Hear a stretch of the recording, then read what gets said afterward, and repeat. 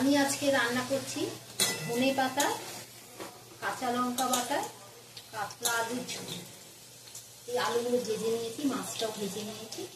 ধনে পাতা আর রসুন বাটা আর কাঁচা লঙ্কা পেস্ট করে দিয়ে দেবেন।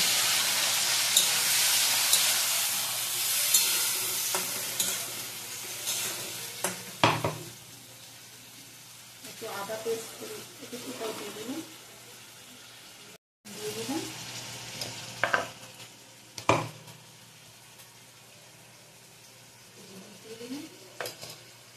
এটা ভালো করে কষিয়ে নিয়ে মাছটা দিয়ে জল দিয়ে দেবেন। বেশ সবুজ সবুজ হবে, খুব সুন্দর লাগবে।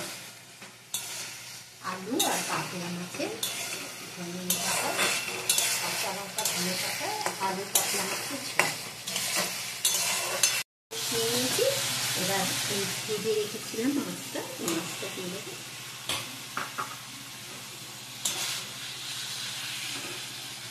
মাছটা দিয়ে একটু নেড়ে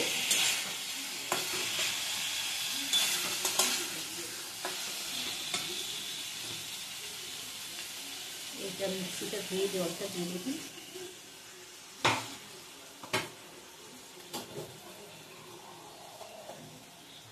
জল দিয়ে ফুটে উঠলে নামিয়ে নিলেই তৈরি। আলু কাতলার ঝোল কেমন সবুজ সবুজ হয়েছে না ব্যাপারটা।